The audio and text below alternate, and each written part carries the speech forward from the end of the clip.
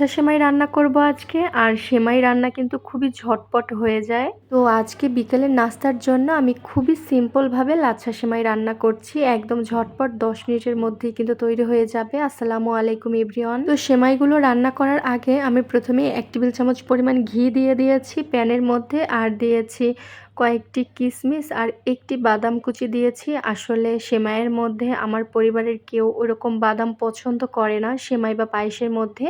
এই কারণে আমি একটু কম পরিমাণেই ব্যবহার করি। জাস্ট ওপর থেকে একটু পরিবেশন করার সময় দিয়ে দেই। তো এখানে আমি বনফুল ব্র্যান্ডের লাচ্ছা সেমাই নিয়েছি। আপনাদের কাছে যেই ব্র্যান্ডেরই লাচ্ছা সেমাই থাকুক না কেন, এটাই আপনারা রান্না করে নেবেন। তো সেমাইগুলো আমি প্রথমে তাওয়ার মধ্যে দিয়ে দিলাম, একটু ভেজে নিব। তাই দেখা যায় যে প্যাকেটের মধ্যে সেমাইগুলো ভাজা অবস্থায় থাকে, তবে একটু ঘিয়ের মধ্যে যদি ভেজে নেওয়া হয় তাহলে কিন্তু ফ্লেভারটা খুবই ভালো আসে আর খেতেও ভালো লাগে। তো এখানে আমি প্রথমে একটু ভেজে নেওয়ার পরে 2 টেবিল চামচের মতো অ্যাড করে দিলাম চিনি। আর এভাবে ঘিয়ের মধ্যে যদি লাচ্ছা সেমাই চিনি দিয়ে ভাজা হয় তাহলে এটা খেতে আমার এমনিতেই ভালো লাগে, মুচমুচে হয়ে যায় আর ঘিয়েরও একটা স্ট্রং ফ্লেভার আসে। তো তাওয়ার উপরে সেমাই দিয়ে কিন্তু অনবরতই নেড়েচেড়ে দিতে হবে, আর চুলার আঁচ একদম লোতে রেখে ভেজে নিতে হবে, আর না হলে কিন্তু সেমাইগুলো পুড়ে যাবে। এই সেমাইগুলো কিন্তু খুবই দ্রুত পুড়ে যায় যদি লো আঁচে না রাখা হয়। তো সেমাইগুলো কিন্তু ভাজা শেষ, আমি 3 থেকে 4 মিনিটের মতো লো আঁচে ভেজে নিয়েছি। আর আমি এখন একটু টেস্টও করে নিচ্ছি। তো এখন চুলা থেকে আমি নামিয়ে নিব। আর এখানে আমি এখন দুধ জাল দিয়ে নেব সেমাই রান্না করার জন্য।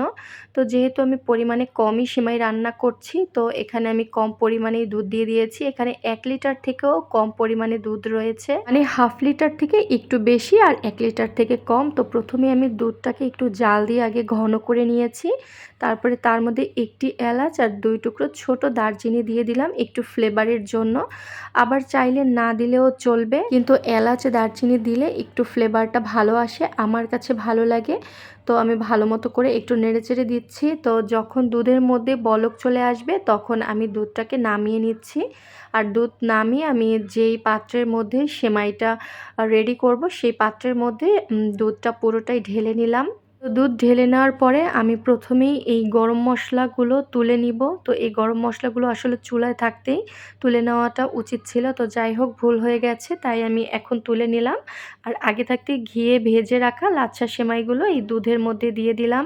আর এখন একটি চামচ দিয়ে একটু ভালো মতো করে নেড়েচেড়ে দিচ্ছি, কারণ দেখা যায় যে সব সাইডে নাও যেতে পারে, এক সাইডে দুধ বেশি কম থাকতে পারে। তো আমি একটু নেড়েচেড়ে দিয়ে দিলাম।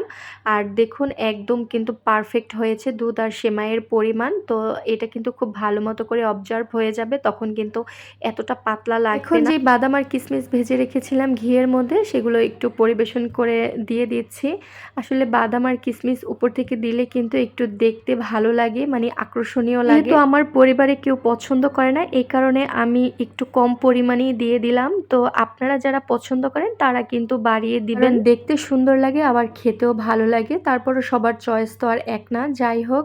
তো আমি পরিবেশনের জন্য সবসময় একটু কম পরিমাণেই দিয়ে থাকি বাদাম আর কিশমিশ। একদম বেশি ঘনও না আবার একদম বেশি পাতলাও না, একদম পারফেক্ট হয়েছে কিন্তু দুধ আর সেমাইয়ের পরিমাণ। যেহেতু বিকেলের নাস্তার জন্য আজকে আমি সেমাই রান্না করেছি, তাই আজকে আর ফ্রিজে রাখবো না, গরম গরম সবাই লাচ্ছা সেমাই রান্না করে খেয়ে নিলাম। আশা করছি আমার ভিডিওটি আপনাদের কাছে ভালো লেগেছে।